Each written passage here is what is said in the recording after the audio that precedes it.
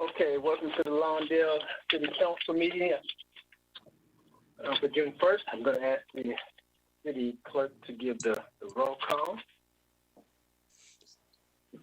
Mayor Pro Tem Suarez. Here.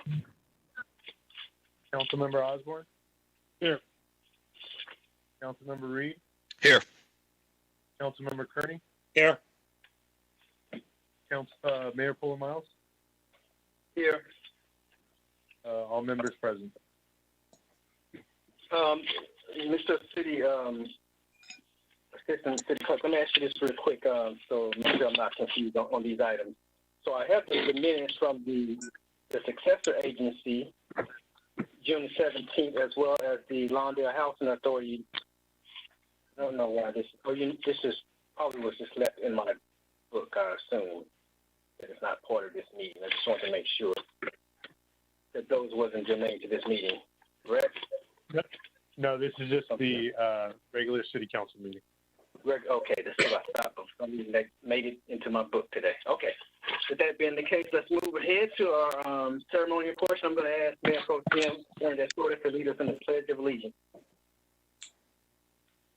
Good evening, everybody. I pledge allegiance to the flag of the United States of America and to the republic for which it stands, one nation, under God, indivisible, with liberty and justice for all. Thank you, Madam. Let's move to our public safety report. Let's hear from Captain Allen. Yes, I'm here. Good evening, Mr. Mayor and members of the City Council. I'm here tonight to present the public safety report for May 18th through June 1st. 2 weeks ago, my concern regarding the City of Lawndale was COVID-19 and its effect on our citizens, businesses, and the men and women of the South Los Angeles Sheriff Station. Today, we are living in a different reality, one that sees our county under a curfew and people living in anger and fear. It is with great relief that I can report that the City of Lawndale is and has been safe and secure. This is due to its citizens who continue to act reasonably and be responsible during our time of crisis. To them, much is owed and appreciated. In regards to civil unrest, we are currently under a curfew. The curfew is from 5 p.m. to 6 a.m. The purpose of this curfew is to ensure everyone's safety and to allow law enforcement to manage civil unrest in a more efficient manner. The curfew is evaluated on a daily basis, and its continuation will be based on the events that occur tonight and tomorrow afternoon. Currently, the Sheriff's Department is fully mobilized. This allows us to respond to the services throughout the county. As such, there are sufficient deputies to respond to any incidences occurring in your city, as patrol deputies have been doubled and emergency response teams are staged at South Los Angeles Station. At the present time, there is no planned protest occurring in your city. However, we are always monitoring and looking for any potential threats and disruptions. As you may know, the property located at 4738 West 153rd Place was abated by the city. The previous resident had returned numerous times to the location by trespassing and then vandalizing the property, which included violating a restraining order. On May 26th, Deputy Campo observed the suspect, Thomas Shaw, and detained him. While conducting a pat-down search of the suspect for weapons, Deputy Campo recovered 2 prescriptions of opiates not in the suspect's name. It was also determined that the suspect had vandalized the security guard's vehicle at the location. The suspect was placed under arrest, transported to South Los Angeles Station, and booked for a violation of a restraining order, possession of narcotics without a prescription, and vandalism. It is our hopes that Mr. Shaw will no longer keep going back to that current location. In regards to the Great Western and Baymont hotels, there have been nothing major to note in regards to criminal activity at those locations. Last, as we near the 4th of July, a decision will need to be made regarding the Firework Suppression team, as it takes time to develop plans and hire deputies. I will need to know if the team will be funded for this year. This concludes my report, and I'd be happy to entertain any questions you may have. Okay, thank you, Captain Allen, for that report. You did mention the fireworks suppression. As you probably noticed, fireworks have kicked off in full swing a little early this year. I probably contribute that to some of the fact that people have been sheltering in place, I should say, for the last couple of months and anxious to get out there. It doesn't seem like it's a just a Lawndale problem. I had a friend of mine from LA called me, and she said, well, there's a lot of fireworks in my community.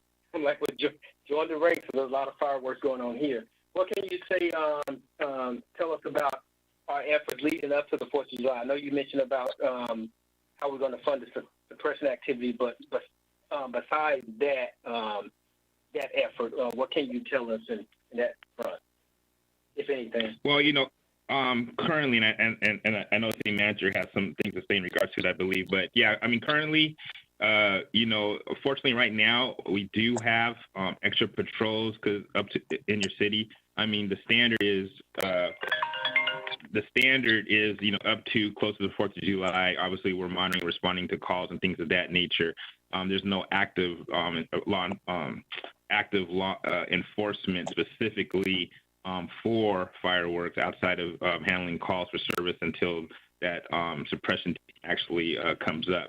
Unfortunately, right now, due to the fact that we are fully mobilized and the department is actually on 12 and 12 shifts, which means half my station is actually here for 12 hours. The other half of my station is here the second 12 hours. Lawndale has, at all times, has between 6 and 8 patrol deputies in your city. So actually, response times during this time are shorter. So if people are calling in regards to fireworks, obviously there's more deputies on the field right now to respond to those type of calls. But the active fireworks suppression team-wise, I believe your city normally funds 8 deputies for that. Won't actually happen until that that team comes aboard. Okay, thank you for that, Captain. Are there any questions of the captain's report? Not a question. I just wanted to say thank you for your efforts and service at this time, Captain. It's a difficult time for you and the troops. Stay safe out there and keep up the good work. Thank you, sir. Okay, thank you, Captain, for that report. Now we move to oral communications. I asked the Assistant City Clerk, have we received any items on the oral communications? Good evening, Mayor. Yes, 2, and I'll begin reading them. First one is from Randall Abram, resident.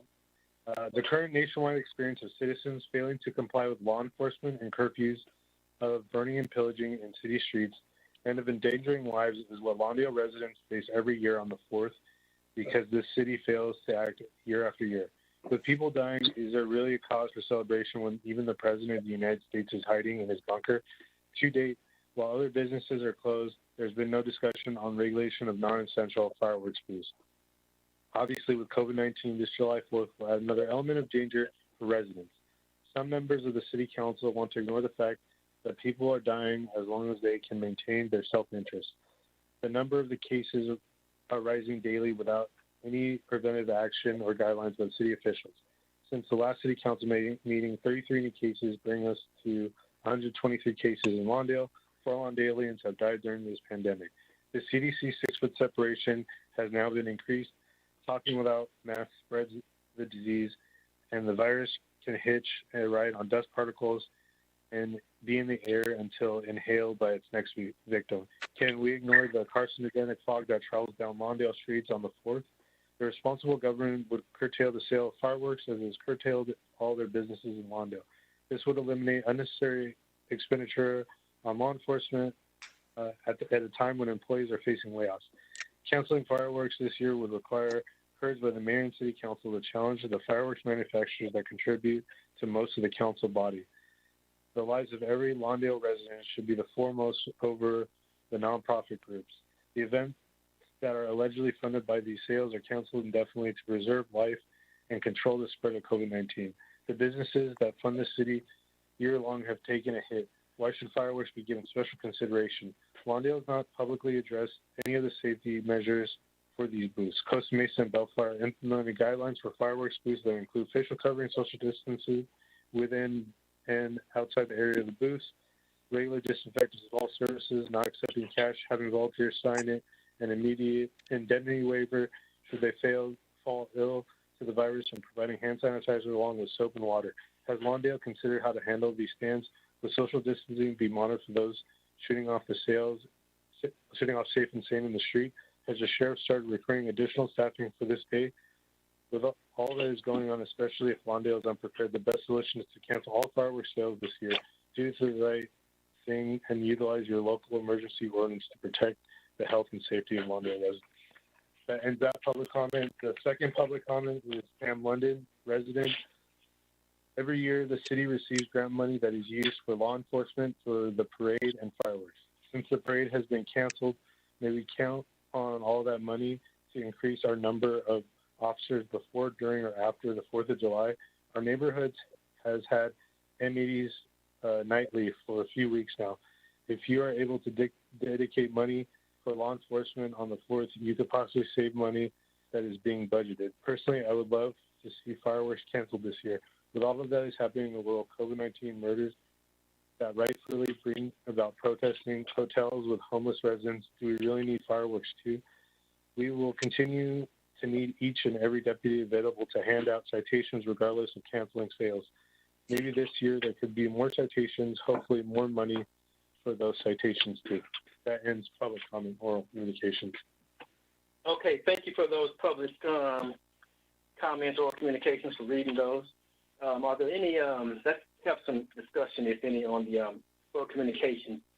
Let's start with, who's at the far end? I believe it's Council Member Osborne. Let's start with Osborne. Okay. Council Member Daniel Reed. Sorry, hit the mute on. No comment. Okay. Mr. Councilman Pat Kearney. I have one question. Maybe Marla can answer if she's young. Are we going to have firework booths this year? Have we been contacted by the TNT and Phantom yet?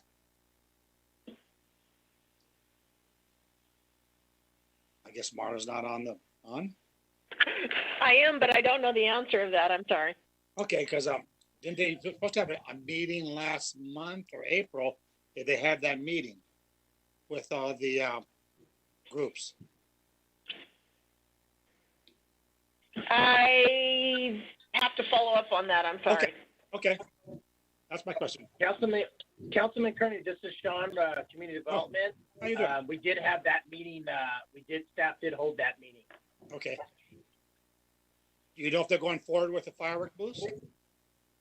According to staff, everyone seemed interested in moving forward, but I mean, we could go double back and check for you. Yeah, please do. Okay. Okay.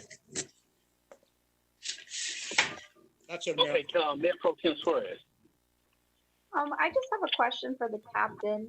I know it's a month out or so, but we are already hearing people, lighting up fireworks around the neighborhood.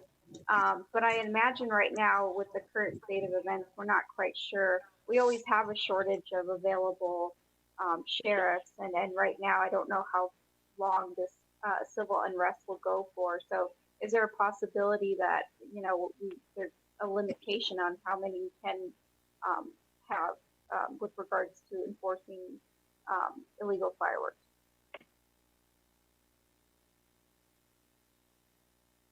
Who wants to take that?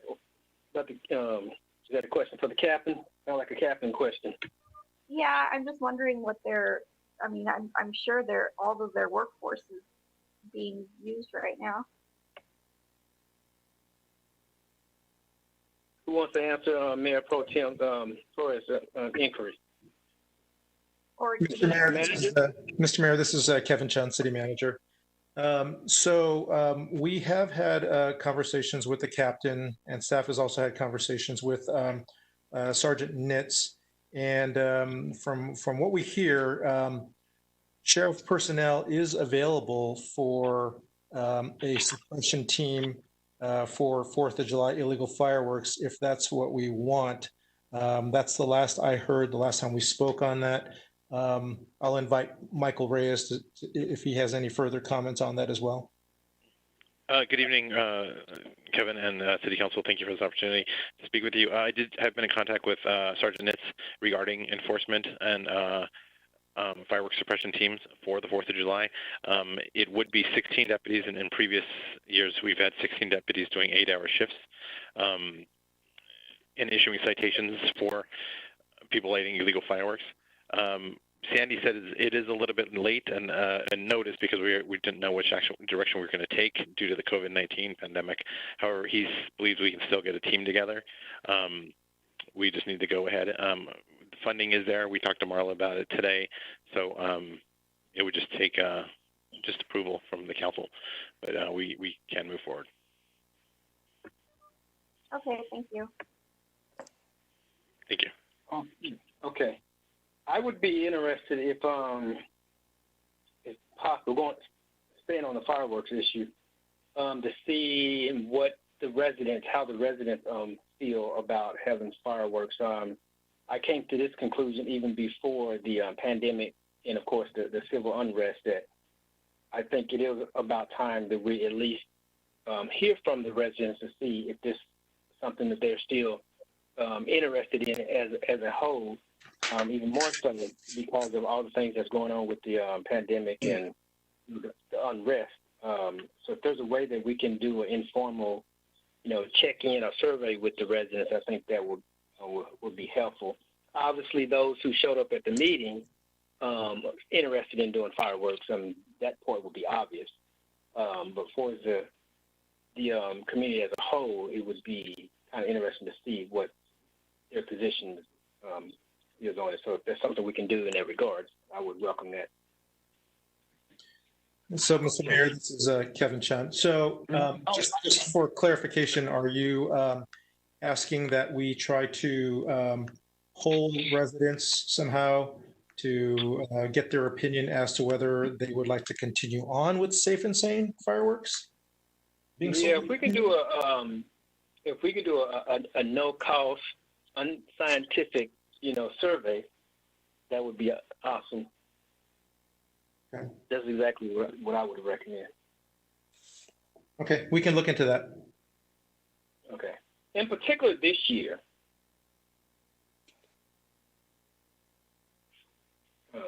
because of all the stuff that's happening.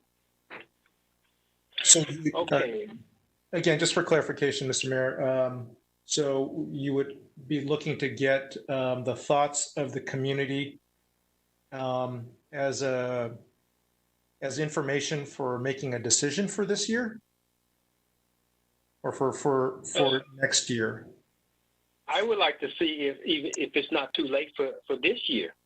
I mean, this year is a year there's all kind of stuff going on with the pandemic and with the unrest. We don't know how long that's going to last or what have you, and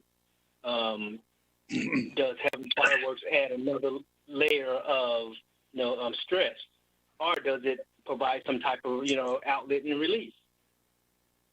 Okay. This is Councilman Pat. Yes, sir. I have a question for Tiffany if she's online. Is that legally possible? I'm looking at the code right now. Because I know it went to the vote of the voters, and they voted, I can't remember what the percentage was, to have fireworks. Can we do a sidebar doing just a few residents like Abe, Randall, and Pam saying no, no, no?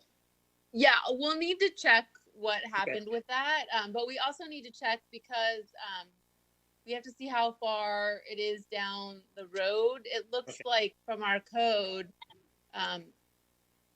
we would have already conditionally awarded things in February, so we might not be able to pull them back now. Okay. So yeah, we'll look into that and we'll report back to all of you. Okay. Thank you. Okay, great. Thank you. You're welcome. Mr. Mayor, this is Councilman Reed.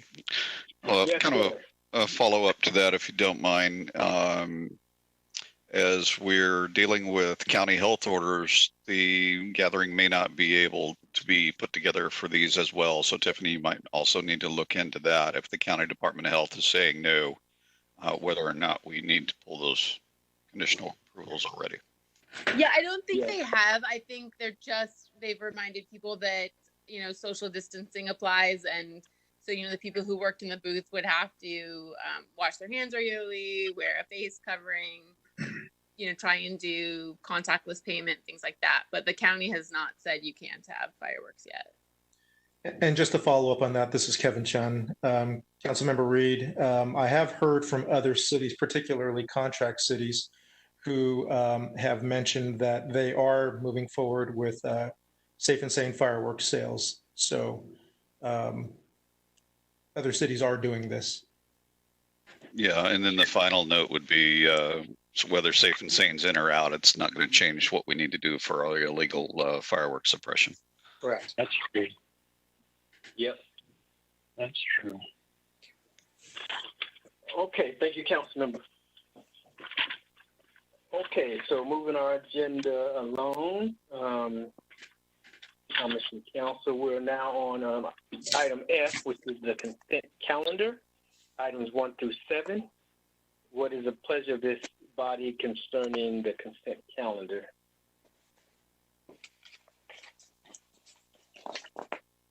Who would like a motion to approve? I'll make a motion to accept the consent calendar as written. So the motion, yes, This is Councilman Reed. I'll second it.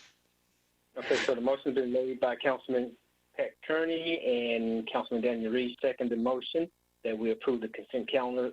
Are there any discussions on the motion? Seeing none, I'm going to ask the Assistant City Clerk to give us the vote, please. For the consent calendar, Mayor Pro Tem Suarez, Yes. Councilmember Osborne, Yes. Councilmember Reed, Yes. Councilmember Kearney, Yes. Mayor Pullen Miles. Yes. Motion passes 5-0. Thank you, sir. The next item on the agenda is a public hearing, item number 8, update to the Lawndale building and safety fees for development in the city. Let's have the staff report. Thank you, Mr. Mayor, members of the council. This is Sean Moore with the Community Development Department.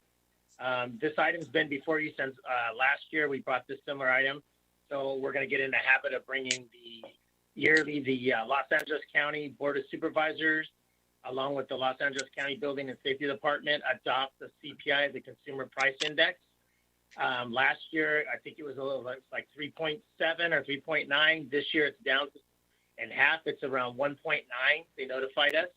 And every year, we're going to start bringing this forward for the council to review, and it increases the fees. So we want to bring that forward for council's review and approval. Again, as I mentioned, the CPI for Los Angeles County was 1.9. We received an email from the county. It's attached to attachment A of the staff report. And we're also bringing forward for consideration the multiplier. The multiplier is being bumped up a bit by 0.50. It was for over 15 plus years, it's been at 1.5. Staff has attached a time and material study that covered staffing costs, personnel overhead costs, utility supplies, and custodial. Those items have increased over the last 15 plus years. It's only inched up slightly, and we're asking for consideration of for the management of the contract for oversight. All the items are attached. There's numerous, literally hundreds of fees that we attached, which show year to year from 6-17 fiscal years all the way to 2021. And the fees are minimal upgrades, increases, couple of dollars here, depending on the size of the fee, $2 moved up. The multiplier is only being proposed to be moved up by 0.50%. So it's going from 1.5 to 2.0 to cover the cost of management of the contract. So 2%. And that's consistent with other contract cities in the South Bay. Other South Bay cities are at higher. They're at 2.9 and 3%. For their multiplier. So Lawndale is significantly less than other contract cities. Commission did not require review. This project is exempt under CEQA. The city attorney has reviewed the resolution and approved it to form. We have provided special noticing. We noticed the notice for these fees twice in the Daily Brief, as well as noticed it on the website and placed information for folks if they have any questions or comments. There is no budget appropriations required or no impact to the city. This pays for the services provided by LA County and Building and Safety. As mentioned, staff recommends approval of the CPI along with the multiplier. And this concludes staff's report. I'll be happy to answer any questions you may have at this time. Thank you. Okay, thank you for that report. Are there any clarifications before we open the public hearing? Seeing none. It's now 6:55. I'm going to open the public hearing at 6:55.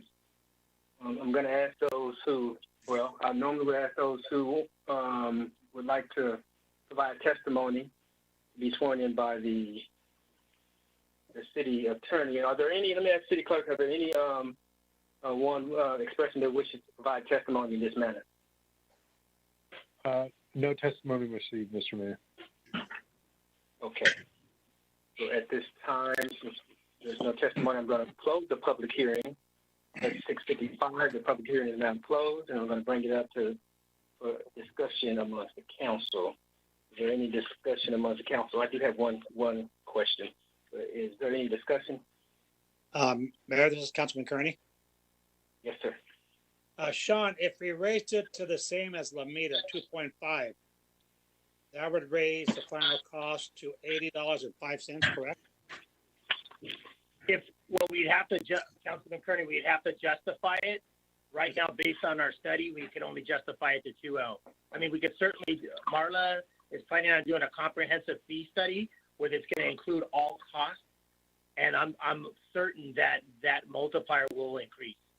Okay. But as of right now, I had to keep it at the bare minimum based on our time and materials. But when Marla brings on that, so she's looking at doing a comprehensive fee study, then we can look at bumping it up to where it probably should be. All right. Thank you. Thank you. So, Sean, I think you pretty much answered, but I think it's kind of like in the same line. So if our multiplier is 2, and if someone would make the observation, whether wrong or right, the observation that our fees are higher than comparable cities or other cities, would that be a true statement? Or how are we on in terms of being on par with other cities? I know that you have to justify it, so that varies from city to city because there's cost recovery involved. But how do we fare in terms of compared to other cities? Thank you, Mr. Mayor. So that's a great question. We're competitive with other cities as well as contract cities. As you know, the county's fees are somewhat lower than some of the city fees, particularly the full service cities.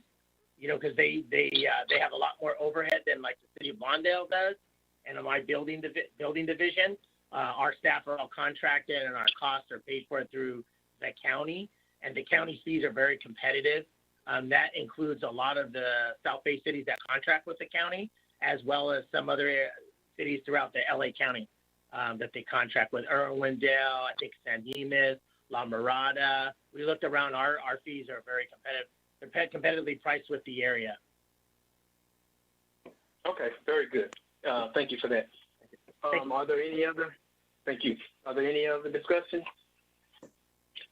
Okay. Seeing none, I will entertain a motion at this time for item 8. Mayor, this is Councilman Kearney, so moved. Councilman Pat Kearney, so moved that we approve the recommendations, staff recommendation. Is there a second? It's Councilman Reed, I'll second. Okay, Councilman Reed will second the motion. Is there any discussion on the motion? Okay, seeing none, with the Assistant City Clerk, please give us the roll call. The vote, please. For item number 8, Mayor Pro Tem Suarez. Yes. Councilmember Osborne. Yes. Councilmember Reed. Yes. Councilmember Kearney. Yes.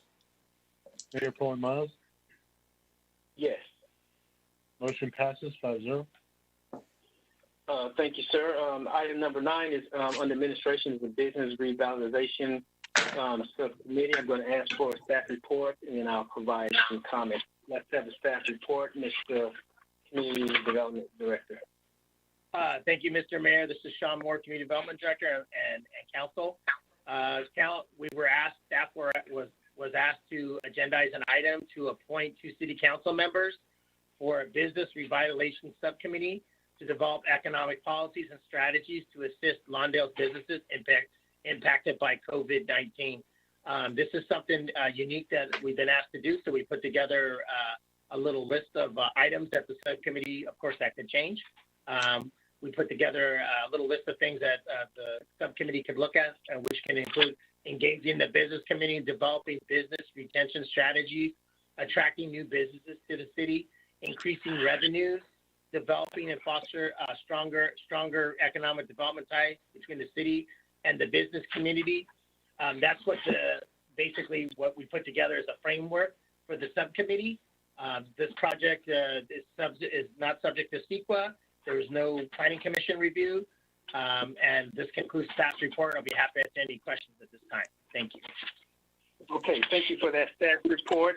You put it pretty succinctly. I appreciate that. The idea behind this this subcommittee, which I asked to be on the agenda, is as you stated. But you did mention COVID-19, but just to kind of highlight the fact that it's really beyond COVID-19, and it's designed to address the business needs of the community and of the city as it relates to business in general and increasing revenues for the city, but in particular to make sure that we are in the best position possible in the event that there's another economic downturn, which according to some economists that is on the way if we're not already in such.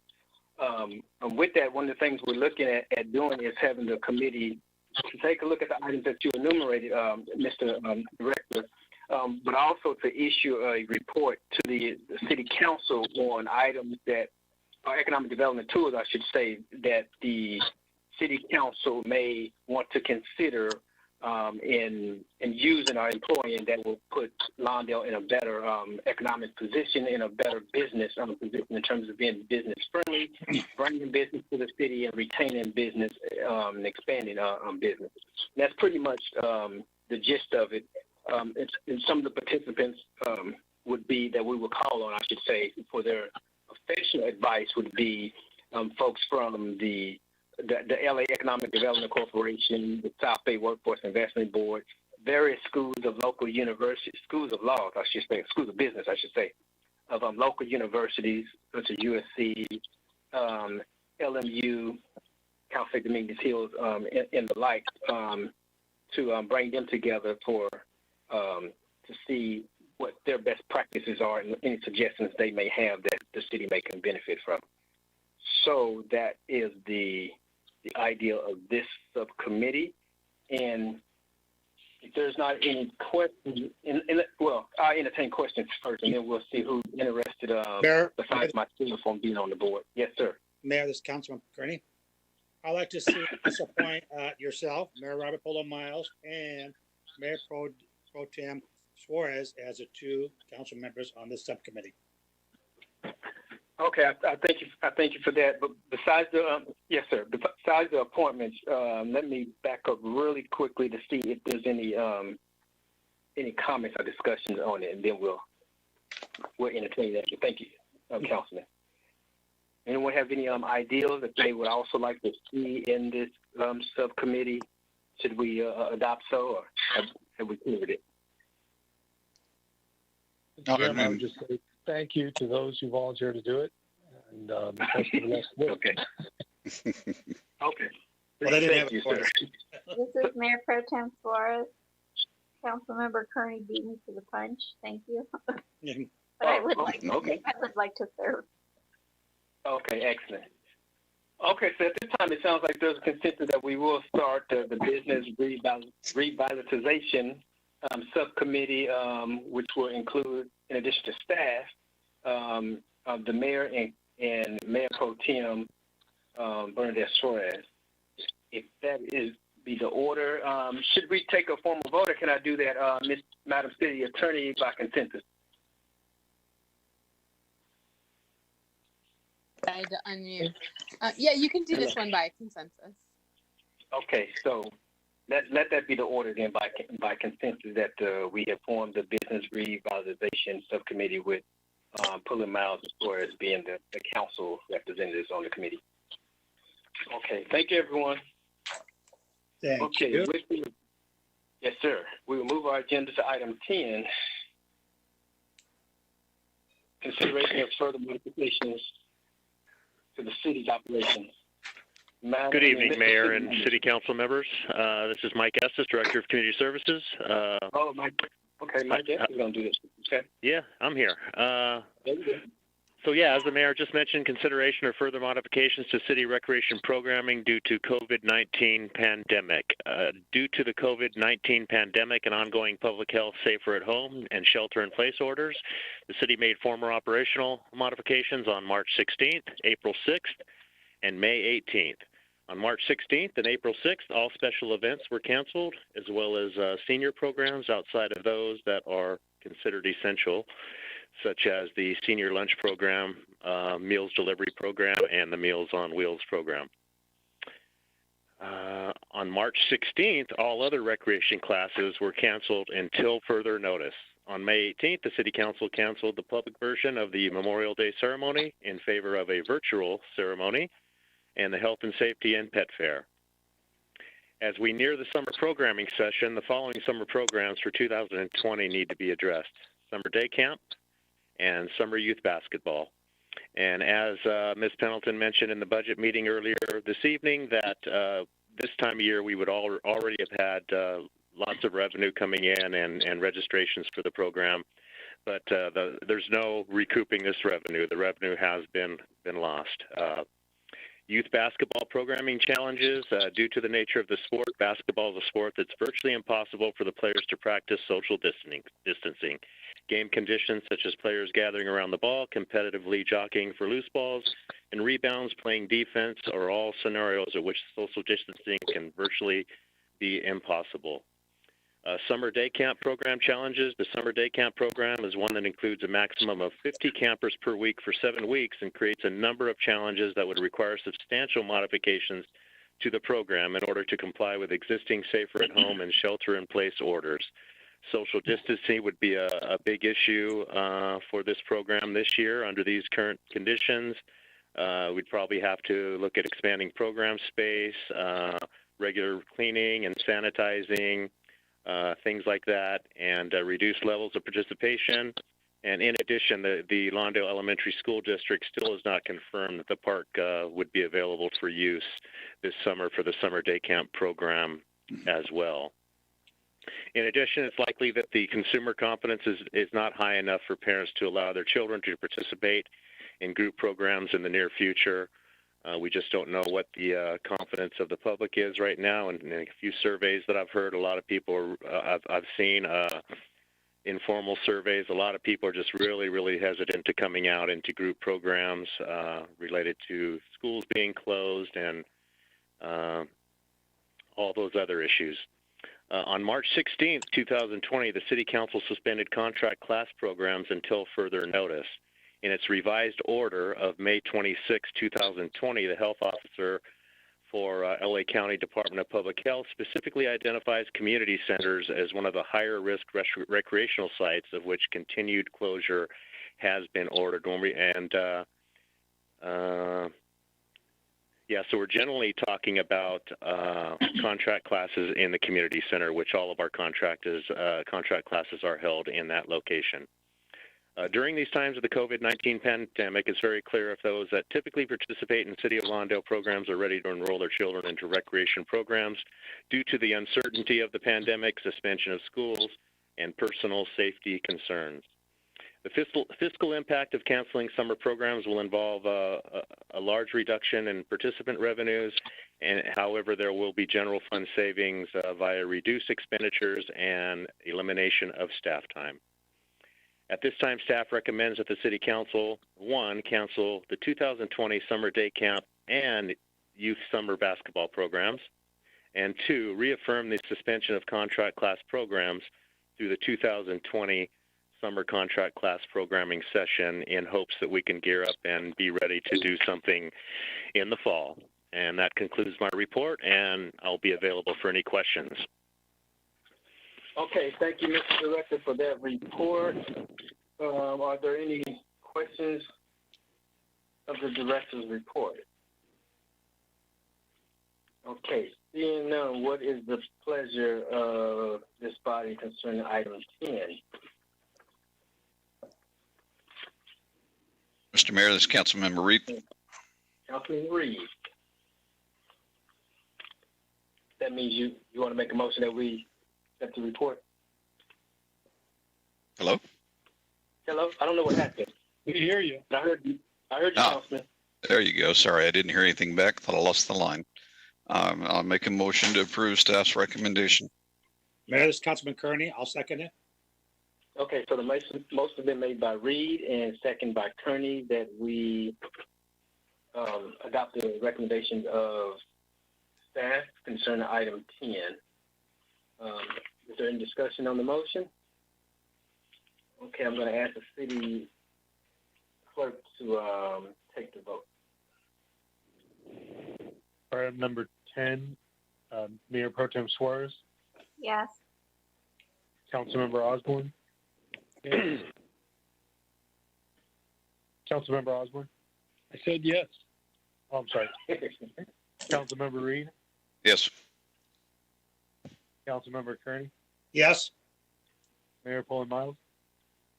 Yes. Motion passes 5-0. Thank you, sir. We're now on item 11. Before we do item 11, I'm going to ask the assistant city clerk to read the public comment concerning item 11. One public comment, Pam London, resident. How many more hotels are signing agreements in Lawndale? Has there been any further info provided about plans to purchase hotels and turn them into shelters or long-term housing for homeless in Lawndale? These are legitimate questions that deserve answers, even if the answer is no further info. We see the COVID-19 cases continue to rise in Lawndale, and the increase of cases. Are there increase of cases coming from Best Western and now Baymont? Outside of the current curfew, due to the protesting because of the murders in Minnesota and Tennessee, are we still providing one of our deputies to watch the Best Western? What about the Baymont? How much time is being diverted to those locations? Have there been any incident to warrant the need for a deputy's presence? And that's the end of public comment. Okay, thank you for public comment on item 11. So let's take up the item 11. Let's have the staff report on that item. Good evening, Mr. Mayor. Thank you for this opportunity to speak with you and the City Council. This update on Best Western and the Baymont Inn in regards to Project Room Key. On April 3rd, in an effort to provide shelter to asymptomatic homeless individuals who are most susceptible to COVID-19, Governor Newsom launched Project Room Key to provide hotel and motel rooms for the state's unhoused population. On April 15th, members of Los Angeles Homeless Services Authority and people assisting the homeless began operating Best Western as a Project Room Key hotel. The hotel began admitting homeless guests on April 23rd with the objective of filling all 97 available rooms. On May 27th, the second Project Room Key hotel began operations within the city of Lawndale. The Baymont Inn, located at 14814 Hawthorne Boulevard, has 106 rooms and will be utilizing 103 rooms to house homeless individuals. Both Best Western and Baymont Inn entered into these agreements with the county without consultation or coordination with the city. This report is intended as an update of both Project Room Key hotel operations. Since opening its doors to homeless guests, the Best Western has maintained near full capacity with currently 89 rooms occupied and 98 occupants. The Baymont Inn is operating in a similar manner as the Best Western. Security and first-to-serve staff will be on site 24 hours a day for the duration of this operation, and medical staff will be on hand 12 hours a day, as well as case managers who will be active participants in the day-to-day operations at the hotel. As of today, 63 clients are occupying 54 rooms at the Baymont Inn. To date, there have been no significant incidents of criminal behavior or suspicious activity. Staff will continue to provide the City Council with Project Room Key updates at all City Council meetings for the duration of Project Room Key. Staff recommends that City Council receive and file this report and provide direction to staff as appropriate. And I can answer any questions if you have any. Can you answer, speak to any of the questions that the resident posed? I know you just spoke to one in terms of any incidents or what have you, and we're grateful that there has not been any incident to note concerning Project Room Key. But can you speak to any of the other issues? I know one of them were whether or not it warrants having an officer there, a deputy there, and I think the other one may have, if I recall, it was concerning the cost of having deputies patrol the area. Yes, Mr. Mayor, I can answer both those. In terms of cost, we're utilizing the SAOs, which are at our discretion, so they're not using any additional cost because they're already working for us. I did speak with Sandy regarding enforcement, additional enforcement once the Baymont opened up. Last week we had the deputies splitting time between the Baymont and the Best Western. Over the weekend, of course, though, with the civil unrest being what it is, it was determined that it would not be safe to have the deputies just sitting there, and they could be better utilized patrolling the city again. So they're going to do periodic checks on both hotels, but since there have been no incidents, it seems sort of not a good use of their resources to be parked there. Okay, very good. Thank you for that report. Are there any questions of the update concerning the Project Room Key? Councilman Kearney? Yes, sir. Michael, didn't we have an escapee there that was walking down Hawthorne? And it wasn't significant, but we had an escapee walking down Hawthorne Boulevard? We did. And this was when the deputies were still. I'm sorry, sir. With a cane or stick, like he was leading, or she was leading a marching band? Exactly, yes. 2 Thursdays ago, there was a female who had gone off her meds, refused to take her meds. There was no case manager available to work with her. And during the night, they had to call 911 because she was making a lot of noise, yelling out her window. It was resolved without incident. She went back to sleep.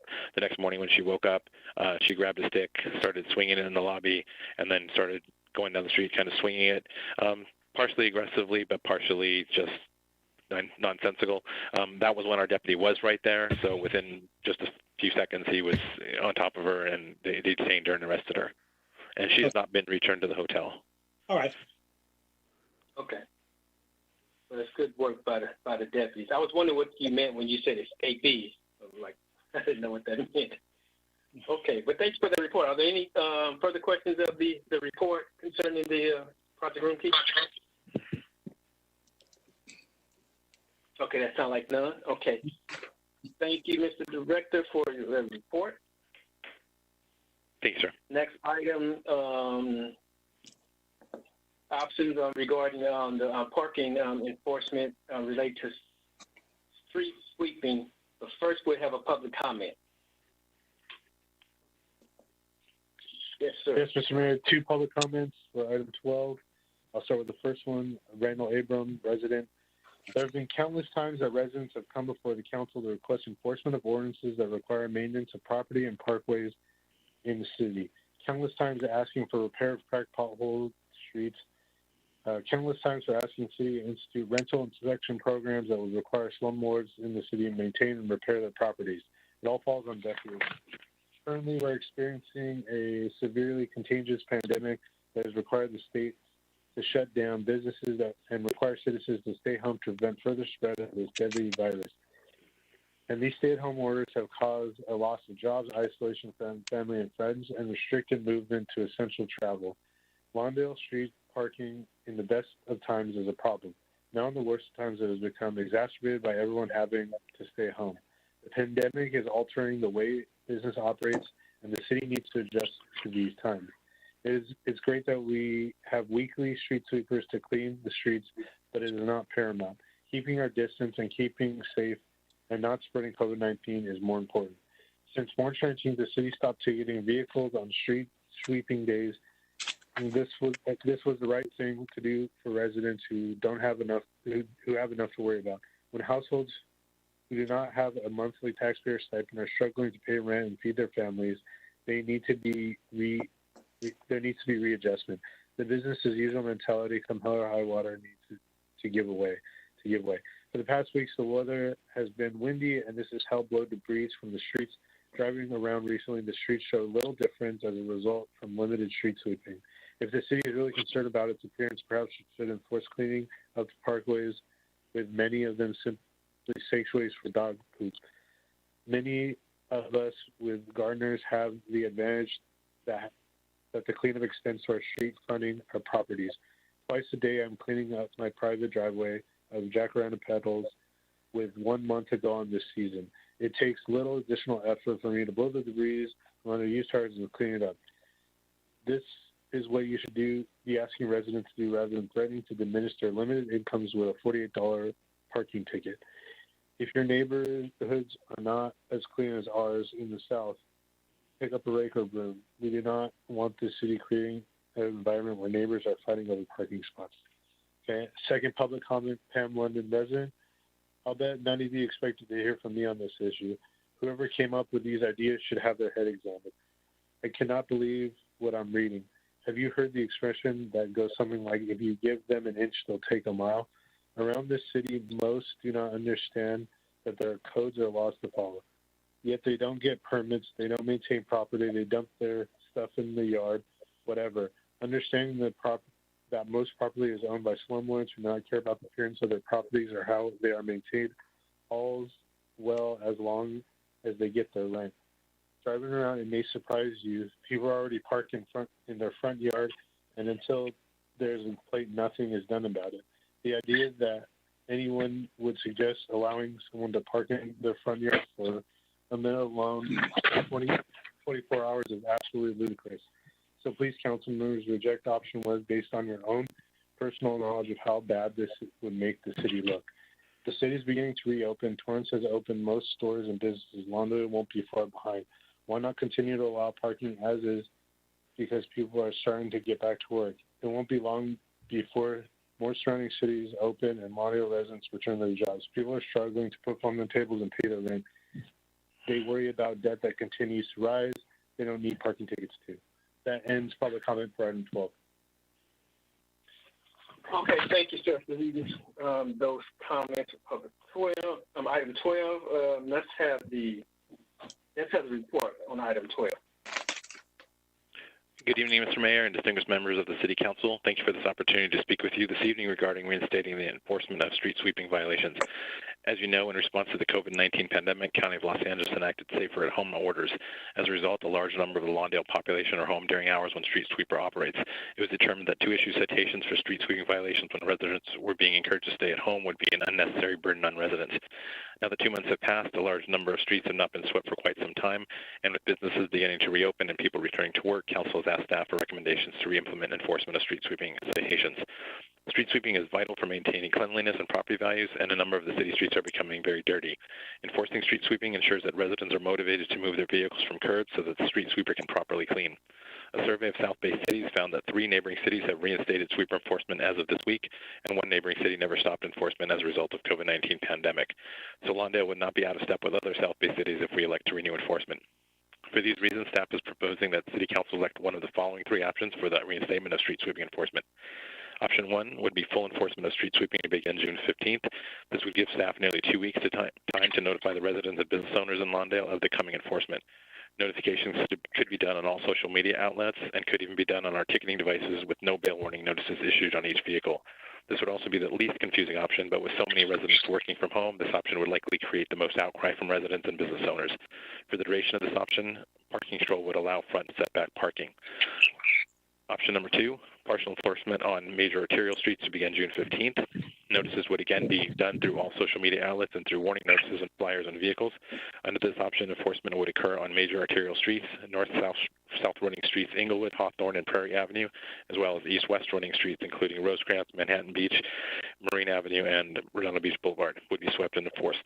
This would be a slightly more confusing option for residents, but is a good option for a gradual reintroduction of enforcement. Option 3 is to continue street sweeping, but with no enforcement for an indefinite amount of time. The street sweeper would continue to sweep, but with no enforcement of parking violations. Staff recommends any of these 3 options, and the staff is ready to move forward and support whichever direction the council decides. I can answer any questions that you might have. Okay, thank you for that that report. Let's have some discussion on 1, 2, 3 options 1, 2, 3, or even there's a 4th option that we haven't explored. See what the council.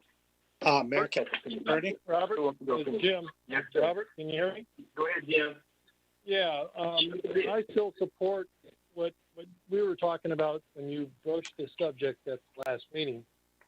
And I thought there was consensus to begin with option 2, where it's the major arterials, which collect the bulk of the trash anyway, and then just proceed slowly to see what happens as far as the economy or the pandemic, and see how long it takes for people to regain back to work. If, just sort of a wait and see on the residential areas, but at least begin back on the arterials, because I'm speaking as a witness myself. It's a pigsty. on a lot of these thoroughfares because the cars, some of them, they're not being enforced on the 72-hour. You got to move it every 3 days. Some of them are there for a week or more, and you just see That's true. tons of trash. I've sent the city manager some photographs of the curbs all just littered. So I think what you and I believe other members of the council were talking about, option 2 is the way to proceed. And I'll yield. Yeah. Okay. Thanks for yielding. Anyone else have any? Mayor, Council. Mr. Kearney. Let's throw out option 1, because that's ridiculous. I agree with Pam London. I don't agree with her most of the time, but I do agree with her. Why are we having cars parked on the grass when we already have people parking in the grass? I turn in 2 every weekend. I like Jim's option number 2. I also like to see option 3 be implemented and give the residents a warning. Maybe July 1st, we start back with parking citations, street sweeping citations. I give them a month to, see what happens. And that way we notice them now. What is it? They said first they have 30 days to know it's coming. But I like Jim's idea, option 2. That's a thought. Yes, sir. Okay, I like that. I want to hear anyone else have any. Yeah, this is Councilman Reed. Along our block, we've been moving cars every other pass so that they can catch half the street and the other half in the next round. So, definitely been helpful with some folks helping clean it up. And there are places that are problematic that we've called in and had other things picked up. So option 2, option 3 combined, I'm in favor of. That works. Get us back to some business as usual as soon as we can. Okay. Councilman Suarez, Councilwoman / Mayor Pro Tem Suarez. Yeah, I like the easing people into it. I mean, it's especially now with summer, that there's no school right now, and especially right now, people are dealing with the whole, people are scared to go outside even now for who knows how long this civil unrest is going to last. So maybe we can ease into it and see how the chain of events go. Okay. And I also like item 2 with the caveat that Councilmember Kearney mentioned concerning item 3. We're giving them a little leadway there before we go full force and sweeping. So it sounds like we have a consensus for item 2 with the Mr. Kearney, if you don't mind restating just so that we're clear. Notice item 2, but what was the timeline that you was adopted from item 3? Well, we option 3. Option 2 right now, and notice the residents right away that as of July 1st, we would commence street sweeping tickets. But didn't you have an option 4, Robert? No, there's no option 4. Okay. I don't see option 4. Implementing option 3 at the first part of July. Okay. I'm okay with that too. And the word on the street is that they're supposed to open up completely by July the 4th. That's what I heard. I don't know if that has changed or not, but that was the last word that the health department was basically saying was going to happen.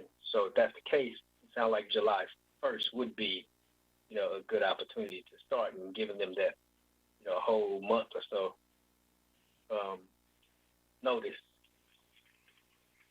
Okay. All right. So it sounds like we can probably take this item by consent. If that's okay with Madam City Attorney. Works for me. Okay. Consensus works. Okay. Make sure that the staff is clear on the item. Is the staff is clear, Ms. City Manager? Yes, Mr. Mayor. Thank you for the clarification on options 1 and your option number 3. It is clear to us. Thank you. Option 2. Okay. Option 2. Sorry, number 2 and number 3. Okay, there you go. Yes, thank you, sir. Okay, so that would be the order concerning item 12. Next item is City Manager's report. Yes, thank you, Mr. Mayor and members of the City Council. Obviously, during this very difficult time, our residents are concerned about COVID-19 and the ongoing effects of that over the last 3 months, but now also concerned about recent events and civil unrest taking place in LA County. With that, there is lots of information that's out there, some of it good information, some of it perhaps misleading or incorrect. With that, I want to be able to reassure our community that the city is trying to put together good information for our residents to use. Hopefully it's helpful to them, and it's available on the city's website. And we're also putting out information almost on a daily basis on our social media platforms as well. So I would invite our residents who have concerns or who have questions looking for answers to the city's website, and also to participate with the city's social media platforms, to sign up and like those sites so that they can become regular receivers of that information. And with that, I thank you for your time. Okay, thank you, sir. Okay, let's have any comments from the mayor and city council members. Let's start with council member Osborne. Deborah, anything you want to share? No, it's just interesting times. You know, it's I'm old enough, and I think Pat, you were probably here in '65. I've seen this three times now. Oh, yeah. And it's almost cyclical, and it's almost generational. So I worry about 2052. You know, the children will have to endure it again unless we can figure out a way to resolve this from occurring again. But we can pray it passes soon. That's all I got. Okay, thank you, sir. Councilmember Dean Reed. Good evening and thank you. So as we know, we've been together on some of the meetings for the budget subcommittee. I think that's the only meeting that I have out there to report. And then I do want to commend the Lawndale residents for not taking part in some of the violence that's been going on the last few nights. So, you know, keep it up, stay well, stay healthy. Yes, sir. Thank you. Councilmember Pat Kearney. Yes, I also was on the subcommittee. We had meetings in person and by WebEx or whatever. And also I represented the city in Utah. My oldest granddaughter graduated from high school there. So I represented the city. Oh, nice. Congratulations. And Utah's opened up already. So, I mean, everything was opened. But it's just a heads up. But thank you. That's it. Just a heads up in case we're headed to Utah. Yeah, Salt graduated. Very nice. Thank you. Mayor Pro Tem Suarez. She's asleep. Hello, Bernadette. Sorry, okay, maybe we'll come back. I didn't realize I had myself on mute. You were sleeping. Yes, ma'am. Yes, ma'am. I attended the South Bay Cities Council of Government Board of Directors meeting. Just going through the motions of one of the things, again, that was talked about was Project Grimsby. I made sure to let the county know that it wasn't a smooth transition. So I made sure that I voiced our concerns and opinions. Other than that, I just want to wish people a healthy, safe, healthy and safe week. Be careful out there, and I just pray that this comes to resolution soon, and that people feel like they're for those that feel like they need to be heard, that they are heard, that we can come together as a nation and get through this. Yes, thank you, ma'am. Okay, I attended the sanitation district, our regular meeting. There was nothing too much to report there. Most of the meeting was concerning COVID-19, ensuring that our facilities were COVID-19 free. The district's surprisingly, they have the capacity, I should say the technology, if you will, to screen their wastewater and solid waste for COVID-19, which was kind of a surprise, to most of the directors that they actually have that type of, technology. And so as of today, they haven't had any major incidents for COVID-19 or what have you, but it was just really kind of, pleasant, surprise to learn that they actually have that type of technique, not technique, but equipment and things of that nature to actually screen for COVID-19. So that was pretty much it for the waste board, the sanitation district, I should say. Other than that, I do want to, just like a council member, Daniel Reed, mentioned, thank the public for, first of all, their support of the city council. We're going through a lot of trying times, and just when we thought we've had enough, things to juggle, whether it's Project Room Key that was sprung on the city, to the pandemic itself, then we're hit with an unrest. Fortunately, that unrest has not come to the city of Lawndale, and we pray that that continues to be the case. But we want to thank the public for their trust in us as stewards of their public, not just their public dollars, but of their public welfare, and for partnering with us to keep our community safe. They could have been out there taking the opportunity like you saw on television as well. So we're so grateful that our citizens have enough pride in our communities to not take advantage of situations that's totally unrelated. While we stand, and I certainly stand for the right to protest peacefully, because that is the American way of protesting, and the right to assembly and the freedom of speech. And we would never, from my perspective, do anything to try to quell someone's freedom of speech and their freedom of assembly. But we do not at all tolerate, senseless vandalism and looting, as you saw across the nation, and as you saw in LA County and in some parts of Orange County. So with that, my prayer also that we'll get through this. We are in a curfew. Curfew started at 6 p.m. And so hopefully tonight we would be calm throughout the, not just city of Lawndale, for LA County in the state as well. And hopefully the nation will be praying that we all come together, as a community, as a nation. And that's all I have. With that, we do have one closed session to confer with our legal counsel concerning anticipated litigations. But before we do that, we do have one more public comment regarding such.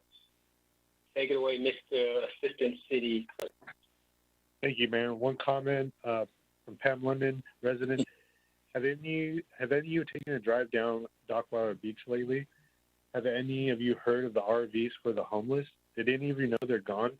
So as you consider Lawndale's options, consider this. The state of California does not care about Lawndale. The LA County does not care about Lawndale.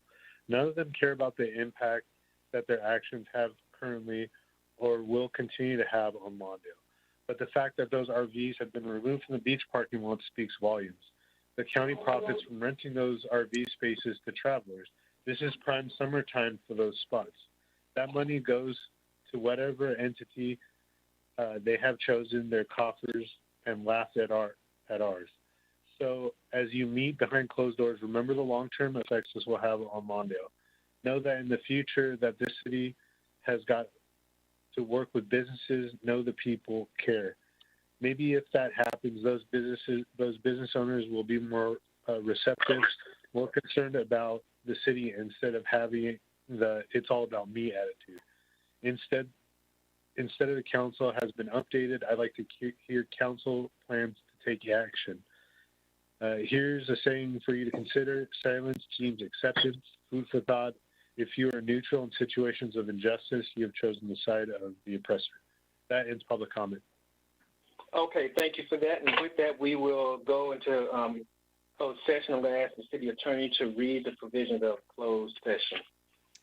Thank you, Mr. Mayor. The City Council will conduct a closed session pursuant to Government Code Section 54956.9D4 to consider whether to initiate litigation in one case against Best Western plus South Bay Hotel, the Baymont Inn, and the County of LA. Thank you. Okay, thank you. We will recess the closed session.